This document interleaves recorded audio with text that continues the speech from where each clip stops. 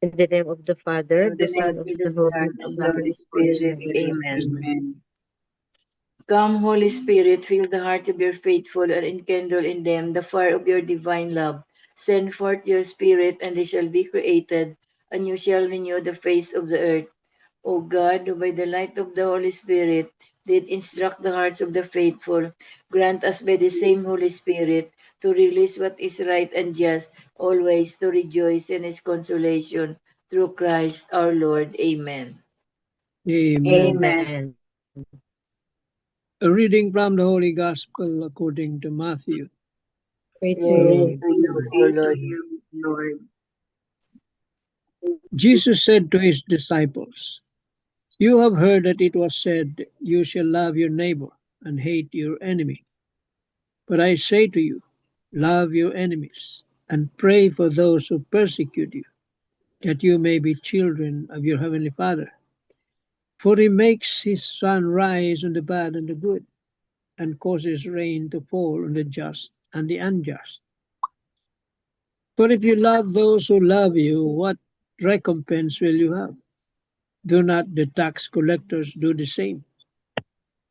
And if you greet your brothers and sisters only, what is unusual about that? Do not the pagans do the same? So be perfect, just as your heavenly Father is perfect." The Gospel of the Lord.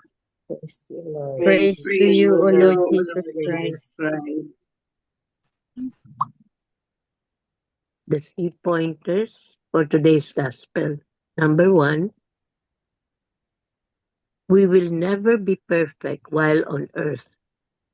But in today's Gospel passage, Jesus urges us to strive to be as perfect as God is perfect. Number 2, Jesus teaches us that we are all children of God. So our relationships with one another must reflect that divine love that God our Father wants us to show to each other. Number 3, ponder on the way you treat others and then ask yourself, which teachings of Jesus do I find most difficult to live out daily? Would it be to forgive those who hurt me, or a preoccupation with my freedom, comfort, self image, etc.? Pray for strength from the Holy Spirit to strive to be perfect. Amen. Amen. Amen. Amen. Amen. Thank you very much, Citalin. So today's gospel, the Welcome. message is like very similar to yesterday, no? Today is be perfect, love those who persecute you, be perfect. Although we cannot, just like what Tita Linda said in her 3 pointers, no, we cannot be perfect, but we are invited to be perfect. Yun, we are invited to be perfect. So and we know what to do as members of the ministry. No, we know what to do in order to be perfect. Just follow Jesus Christ, follow His commandments, and we like to repeat this again and again. No, na be an extension of God's love, of God's compassion, God's forgiveness. Be merciful to others. Take care of our brothers and sisters, especially the least, the last, and the lost, the marginalized.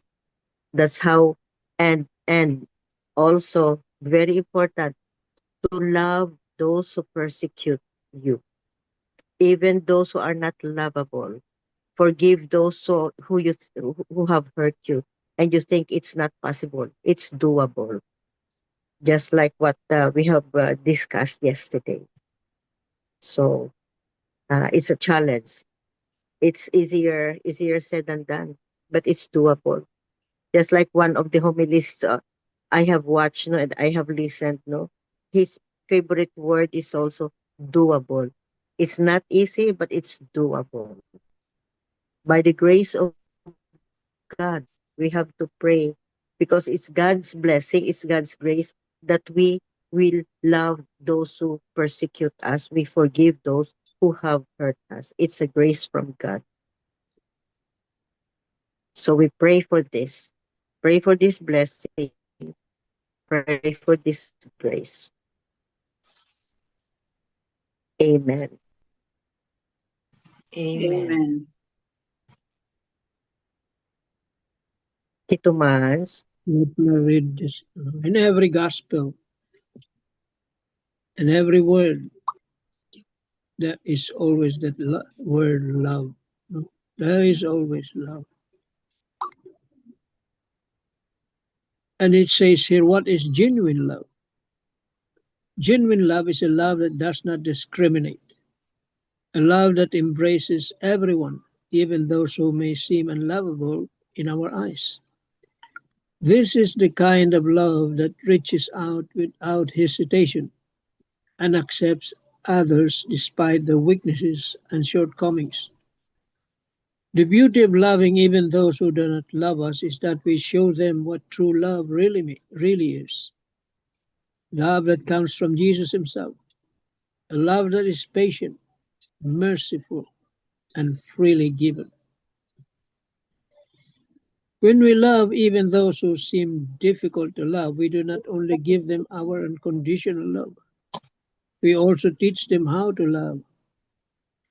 Never mind if they do not love us in return. What matters is that we share with them the language of unconditional love so that they may learn from it and hopefully be transformed by it. Sometimes the love that we give today becomes the seed of love that will grow in another person's heart tomorrow. But unconditional love is still relevant in our world today. Many people see love as a two-way street. We love others only if they love us in return. If they do not love us, we withhold our love for them. Yet, if this becomes our mindset, the language of true love slowly fades away. Genuine love and real sacrifice for others begin to disappear, replaced by love that depends on conditions and expectations. True and genuine love, therefore, means loving without conditions and loving without expecting anything in return. This kind of love is not easy. It asks us to go beyond our comfort, our pride, and even our hurt. Yet, if we truly love Jesus, we will be able to give love freely, a love that is not bound by laws of reciprocity, but guided by the generous heart of God. In the end, genuine love is not measured by how much love we receive, but by how much love we are willing to give. Galing. Amen. Very nice. We have experienced, yeah, yeah. Amen. Very everybody has nice. Yeah. experienced how to love. Yeah. See? Lahat naman tayo, nung bata-bata pa umibig. See? There you will experience that kind of love, yet it is very imperfect. But that is love in a human way. Di ba pag nagmamahal ka hindi mo iniisip kung anong masama sa kanya o mabuti. Even if they will despise your loved one, mahal mo pa rin siya.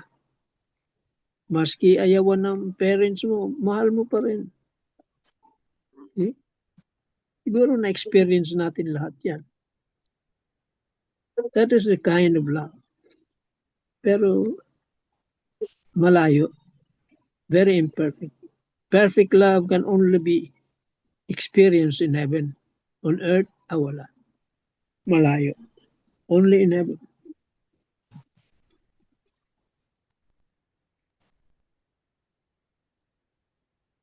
Kaya yung pag-ibig mo sa minamahal mo, parang ganun. Very similar, pero malayo. Because you're in love. Unconditional. Binibigay mo lahat. Ayaw mo masaktan. But the problem is when you fall out of love. Yan. When you fall out of love, nag-iiba. See? Kaya hindi perfecto. See? Hindi perfecto. No perfect love here on earth. Baka-experience ka lang a little bit, but not really the perfect love. Love of God. There is a commandment, you see. A new commandment, nabasa nyo na siguro. I give unto you. Love your enemies. That is the most challenging, the hardest thing to do. Alam nyo na yan. Na-experience nyo na yan. Na-experience na natin yan. How hard it is to love your enemy. It's almost impossible. But sabi nyo nga, it's doable. It's doable. Only God's grace and strength can you conquer that. Can you attain that kind of love for the enemy?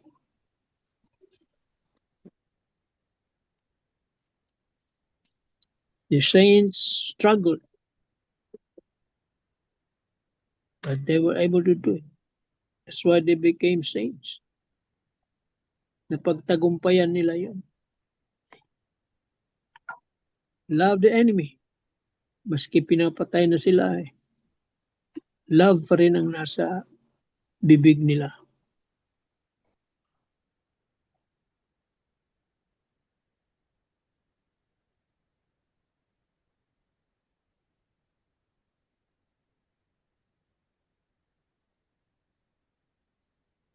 Okay. Amen na tayo dyan.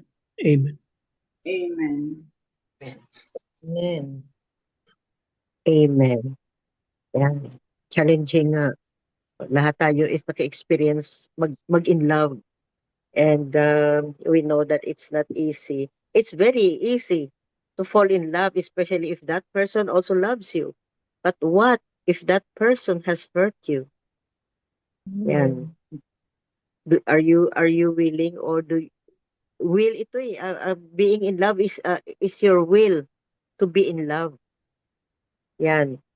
So you have the option not to love, or to love, to continue loving even those who have hurt you, or you stop loving them. It's your will. That's why it's very challenging. It's very challenging. Oh. May mga choices May mga choices na whether ayaw mo or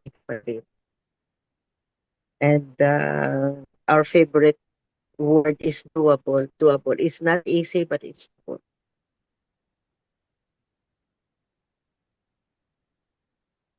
Bit have something. Okay.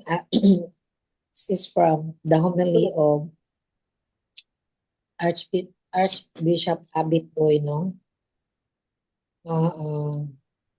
In the gospel today, Jesus says something very challenging. You have heard it said, you shall love your neighbor and hate your enemy. But I say to you, love your enemies and pray for those who persecute you. Let us be honest, this is not easy. To love those who love us is natural. To be kind to those who are kind to us is easy. But to love an enemy, to pray for someone who hurt us, that is difficult. And that is exactly why this gospel is given to us during Lent. Lent challenges us to go beyond what is easy. Jesus says, if you love only those who love you, what reward will you have? Lent is not just about giving up food, habits, or comforts. Those who are helpful, but they are not the heart of Lent. The real question is, can we love when it is no longer convenient? Can we be kind when we feel justified to be angry? Can we choose mercy instead of revenge? This is where Lent becomes real. Lent invites us to let go of resentment. Jesus does not deny our pain, but he asks us not to let resentment rule our hearts. Holding on to anger does not lead us, it imprisons us. Often, the person who hurt us has already moved on, but we remain trapped by bitterness. To pray for an enemy does not mean approving of what they did. It means nawala ako ha. It means entrusting our wounds to God. Sometimes the most honest Lenten prayer is simply, Lord, help me begin. Lent calls us to become children of the Father. Lent calls us to become children of the Father. Jesus tells us why he asked this of us, so that you may be children of your Father in heaven. God shows kindness to both the good and the bad. Lent calls us to be reflect this heart of the Father, a heart that chooses mercy over hatred. That is why Jesus says, be perfect just as your heavenly Father is perfect. Not flawless, but whole, mature, and complete in love. Final words. As we continue this season of Lent, let us ask ourselves, who is God asking me to love this Lent? Not in words, but in concrete action, through forgiveness, restraint, prayer, or a small act of kindness. Ni Bishop Abed, no? May this Eucharist give us the grace to love as Christ loves. Love your enemies. Jesus does not deny our pain, but he asked us not to let resentments rule our hearts. Holding on to anger does not heal us. It imprisons us. Medyo mataas, pero ano, every time no na merong si Archbishop Abitoy, ang ganda, no? Pakinggan yung mga ano niya, no? Humiling. Also, Yeah, I like him. yeah, oo. Also, it always reminds us na, even though how painful na ang ano natin na encounter day to day, no? Kasi the time that we say yes to the Lord, also the opposite one, which is the evil, will always want us also to be away from the Lord by using our maybe our very member of our family, just to have not in good relationship, not quarreling even in our families now. Yun ang family is yun talaga ang ano ani Satan, no, to break the families and start really in the families. If the families are not in peace, are not united as with the Lord, yun, that will also maano yun ano yan na ano rin makita natin na it starts good in our family in each and everyone, no, family, kasi pag ang family is strong, siguro walang problem in our country, no? Start in the family. And it's common, no? May mga pamilya talagang, ano, even a small thing lang, the source of conflict, no? Oo. Really, it's really the sad yun nga kawan sa ano natin, no? Life na if Family. family Gina-destroy ang family. dinidestroy talaga, and also that's the ano lang nga, if na like now I just arrived from our reunion, no, our batch class 78 in our province. So yun, sharing, no, after our sharing with my classmates, so yun talaga ang number one na even though how problematic you are in your family, or even in your work, no, it's also sometimes it's good to reconnect, no, our old friends, our classmates before, no, kasi it really gives us a good parang boost your immune system, makes us more we love each other, and then in a way of also healing, inner healing. So yun lang, we have to be also this Lent season praying for each other, that even though how ang mga families, we always pray for the families that they always be united, most especially all God is always the center of each family. I think yun lang, no, maganda yung ano ni Archbishop Abit, no, yung iyang explanation, his homily today.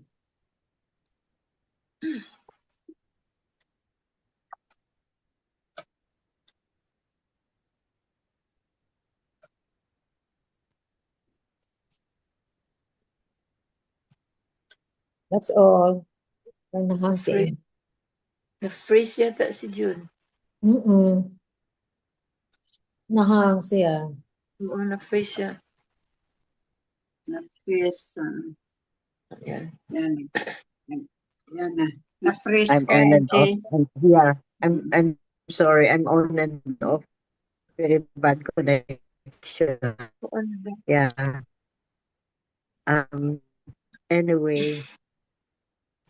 Anyway, today's gospel, no, is another challenging, no, very very challenging lessons, and we have to do it because it is commanded to us. It is commanded to us, no, God's commandments, no, to love your enemies, and love those who persecute you have who have persecuted you. So there are so many instances in our life, no, that we fall out of love sometimes, no, but especially if we got hurt, especially we got hurt, especially if the one hurting us is the one we love. Yun. Yes. Mas hurtful if the person who hurts you is the one you love most. Yun ang challenging. And yet it's a commandment that we love those who persecute you. So beautiful, challenging nga, pero beautiful gospel, beautiful reflections, beautiful commandments. Tito Mans, you have something in mind? Conclusion, Love, maybe no? wisdom. You read about it in 1 Corinthians. Try to read 1 Corinthians 1 to 13, I think. God Yeah. is, There you love is see. patient and kind. Yes, yun. That's Yeah, it. love is patient and kind. Very, very nice. Pakibasa nga, Tito Mans, you Love. have Corinthians 1. fails. 1 to 13. It's about love. Yes.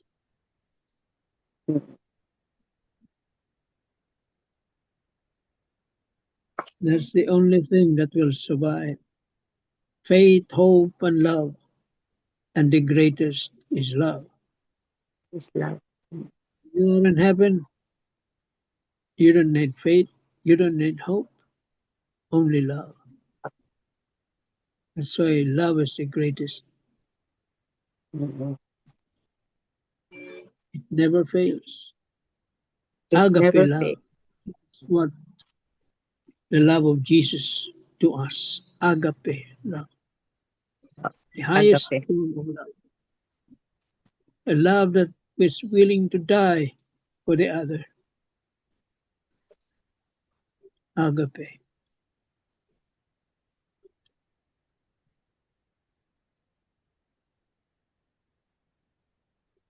Amen. Amen. Basahin ko ang love, ha? It says here, love is patient, love is kind. Love does not envy, it does not boast, it is not proud, it does not dishonor others, it is not self-seeking, it is not easily angered. It keeps no record of wrongs. Love does not delight in evil, but rejoices with the truth. It always protects, always trusts, always hopes, always perseveres. Love never fails. Amen. Amen. Beautiful, Amen. no? So, Yes. amen. Yeah. So, very challenging, but very beautiful. That is the So, measure of true love. Yan ang sukatan ng love. yeah. You can do and you're almost Love there. is patient, love is kind, love does not envy, does not boast, it is not proud, so, etc. Love Beautiful. is full of mystery. So, Like it I is think like a that's it rosary. for I think that's it for today, no? Today's gospel and reflections, no? Another beautiful lessons that we have in today's gospel, and it's all about love, the greatest of all.